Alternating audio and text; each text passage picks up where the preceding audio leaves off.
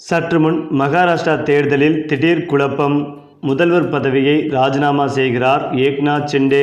திடீர் பரபரப்பு. அதாவது மகாராஷ்டிராவில் 288 இடங்களை கொண்ட சட்டப்பேரவைக்கு வரும் 20ஆம் தேதி ஒரே கட்டமாக தேர்தலும் நடைபெறுகிறது. அந்த வகையில் இதில் ஆளும் மகாயுதி மற்றும் எதிர்க்கட்சிகளின் NDA கூட்டணிக்கு இடையே நேரடி போட்டி நிலவி வருகிறது. இரு கூட்டணியிலும் முதல்வர் வேட்பாளர் முன்னிறுத்தப்படவில்லை. இந்த சூழலில்தான் 2 கூட்டணிகளிலும் இடம்பெற்றுள்ள முக்கிய கட்சி தலைவர்கள் முதல்வர் பதவிக்கு குறிவைத்துள்ளனர். இருந்தாலும் மகா விகாஸ் அகாடி கூட்டணியில் சிவசேனாவின் உத்தவ் தாக்கரேவும் மகாயுதியில் சிவசேனாவின் ஏக்நாத் ஷிண்டேவும் முதல்வர் வேட்பாளர்கள் என பொதுவான கருத்து நிலவி வருகிறது. இந்த நிலையில்தான் தேர்தல் முடிவுக்கு பிறகு முதல்வர் யார் என்பது முடிவு செய்யப்படும் என மத்திய உள்துறை அமைச்சர் அமித்ஷா கடந்த ஞாயிற்றுக்கிழமை தெரிவித்தார். இதேபோல தேசியவாத காங்கிரசின் சரத்பவாரும் மகா விகாஸ் அகாடி பற்றி ஒரு கருத்தை கூறியுள்ளார். இதன் மூலம் அடுத்த முதல்வர் யார் என்பதில் அந்த கூட்டணிக்குள் மோதல் நிலவி வருவது தெரிய வந்துள்ளது.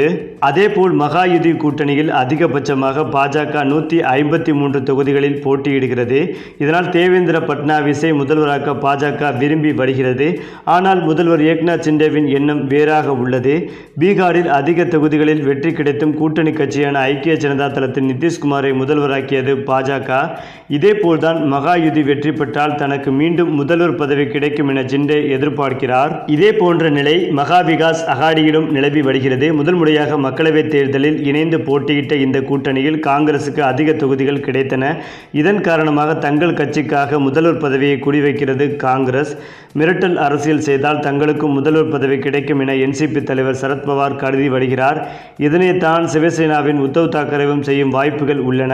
இதனால் தேர்தலுக்கு பிறகு அமையும் ஆட்சியின் முதல்வர் நிரந்தரமாக நீடிப்பாரா என்ற கேள்வியும் எழுந்து வருகிறது. அதேபோல் கடந்த 2019 பேரவை தேர்தலில் மகாராஷ்டிராவில் கடந்த 2019 நடந்த தேர்தலில் பாஜக சிவசேனா கூட்டணி வெற்றி பெற்றது.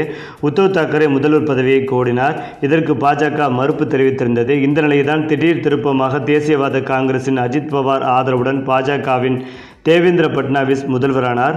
அஜித் பவார் துணை முதல்வரானார். ஆனால் பெரும்பான்மையை நிரூபிக்க முடியாததால் 3 நாட்களில் இந்த ஆட்சி கவிழ்ந்தது. இதனை அடுத்துதான் காங்கிரஸ், சரத்பவாரின் NCP, சிவசேனா கட்சிகள் இணைந்து மகா விகாஸ் அகாடி கூட்டணியை அமைத்தன. சிவசேனாவின் உத்தவ் தாக்கரே முதல்வரானார். 2.5 ஆண்டுகளுக்கு பிறகு மகா விகாஸ் அகாடி ஆட்சியும் கவிழ்ந்தது. இதற்கு ஏக்நாத் ஷிண்டே தலைமையில் சிவசேனா பிரிந்தது காரணமானது. பிறகு ஏக்நாத் ஷிண்டே பாஜக ஆதரவுடன் முதல்வரானார். பாஜகவின் தேவேந்திர பட்னாவிஸ் துணை முதல்வரானார். கடந்த 5 ஆண்டுகளில் மகாராஷ்டிரா 3 முதல்வர்களை சந்தித்தது. இதே நிலை இந்த தேர்தலிலும் ஏற்படும் என்று எதிர்பார்க்கப்பட்டு வருகிறது. இந்த நிலையில்தான் தற்போது பாஜகவின் முதல்வராக உள்ள ஏக்நாத் ஷிண்டே தேர்தலுக்கு முன்பாகவே போர்க்கொடி தூக்கி வருகிறார்.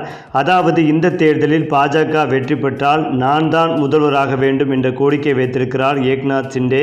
இதற்கு பாஜக மறுப்பு தெரிவித்தால் உடனடியாக அடுத்த நொடியே நான் ராஜினாமா செய்வேன் என்று ஏக்நாத் ஷிண்டே திடீர் பரபரப்பை கிளப்பி வருவதால் பாஜக தலைமையான மோடி அவர்கள் சற்று அதிர்ச்சியடைந்து வருவதாகவே சொல்லப்பட்டு வருகிறது.